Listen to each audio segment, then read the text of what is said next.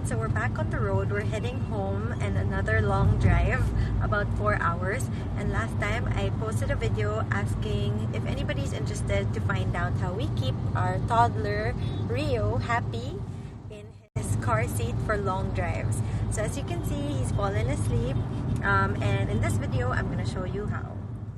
Okay, it's so hard to do this when your husband is making fun of you and bursting your bubble.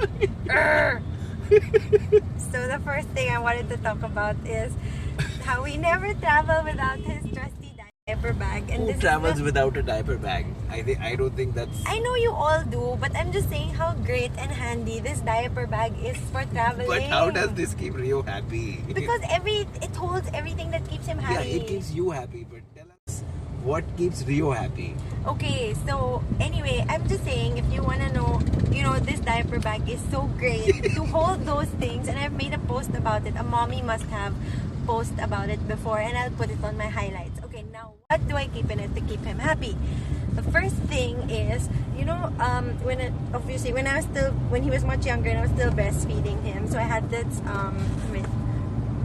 the feeding apron, the feeding cape. So I still keep it in my diaper bag, even if Rio is drinking from the bottle now, and I'll show you how I use it.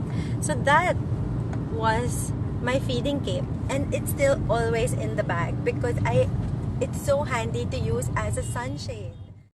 I just hang it there on the clothes hanger, whatever, the handle of the car. Clothes hanger. Ano ba? And then tuck the other end behind his car seat, so it really shades the sun from Rio.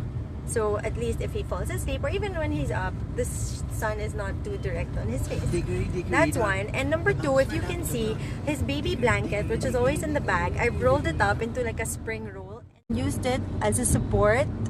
So I don't carry a separate pillow anymore.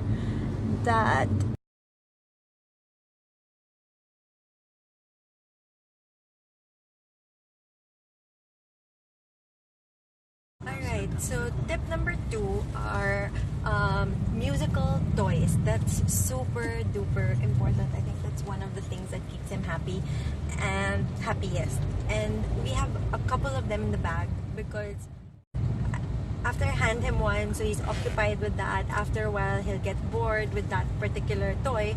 So I have something new to pull out of the bag. It should be like a Mary Poppins bag. Every time they're bored, boom, boom, we bring out a new one. Keep them entertained, because as much as possible, actually, we don't show Rio, we don't give him the phone, and we don't show him videos. So we need to find other ways to keep him engaged. The phone video would be our super last resort if he's super crying and we can't contain him anymore. So at least it diverges his attention for a while. But here are some of my favorite musical toys to show you. One is this storybook rhymes. So it's like a hard musical book with few rhymes, musical rhymes. So if you open it,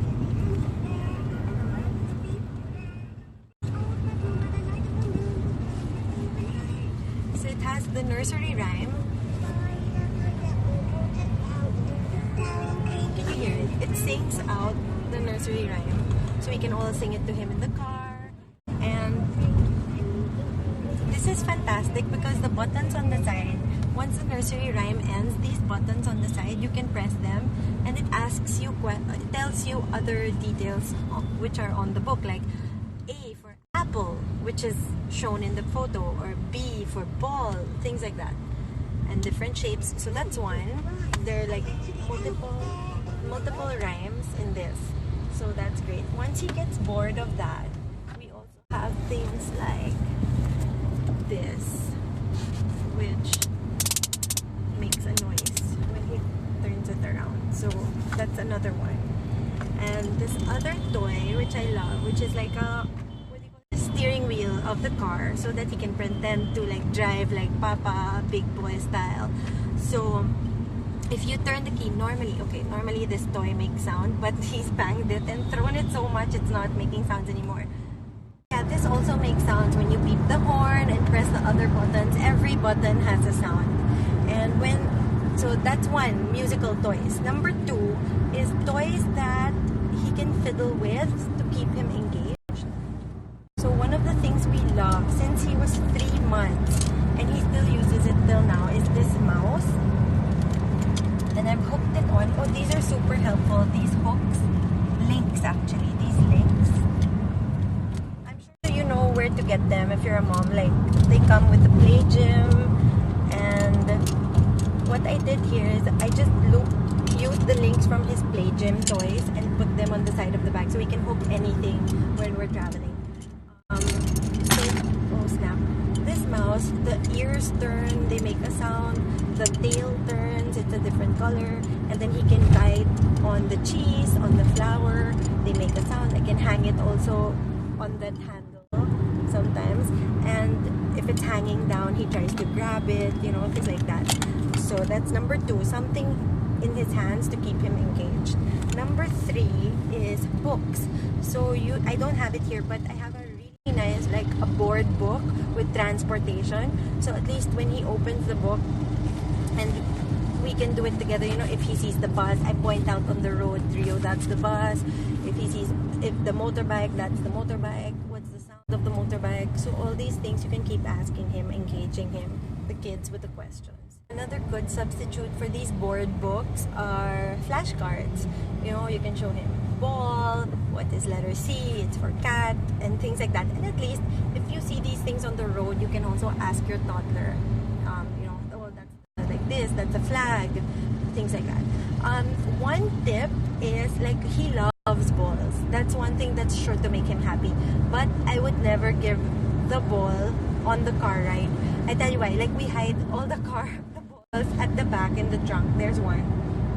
Because it gets him so hyper, and on a car ride, you don't want to elevate their hyper level, right? You just want to keep them calm and chill. And something that when it's sleepy time also, it's easy to transition to just falling asleep on the seat. Because if their hyper level is so much, they don't want to sit still and that's what a ball in the seat, and that's what a ball does to him.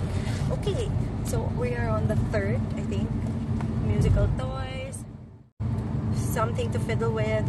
Number three, the books or flashcards. Number four, of course, eatables, food. So we always carry small Tupperwares like this. So this has his favorite cookies, and that's one. He also like, you can take a banana. That's like no fuss, anytime, anywhere. Just peel and give. No need for utensils. And of course, water. So we have his sippy cup, but he doesn't really use that anymore, so we just drink from a thermos now. We have a cup for him. That's it. If you have any other tips to share, let me know. I'll be happy to know from you guys. If I think of anything else, I'll make sure to let you know too. Okay, hope this helps all you new moms. Take care. Happy journey. Hi guys, one last point that I remembered. It's so important if your baby is still young, the persistence and to instill the discipline to make them sit in the car seat. Like, I remember when Rio was much younger, and we would go on these long drives. If he gets super cranky, we still push it for like 5 minutes for him to sit in the seat. We wouldn't pick him up, and we try to something else to make him happy. Now that, like, he's grown out of that stage, he knows that if it's in the car seat, he has to stay there, and he's really mostly there throughout the ride. He doesn't object it anymore, and that was all, you know, an outcome of the persistence that we had when he was still much younger. We just really made him used to the car seat. So stick to it, guys. Try to stick to it. Those parents who are like, if your baby is cranky in the car seat, and try to find out why. Maybe he's just hungry, he's just sleepy. If he's sleepy, we put on some sleep music to help him sleep, or some white noise, so that he knows it's time to transition, and we pat him, but we keep him in the chair, try not to remove him, and just pat him until he falls asleep. So that's about it, so that he can sleep there, he'll eat there, he'll drink there, drink his milk there.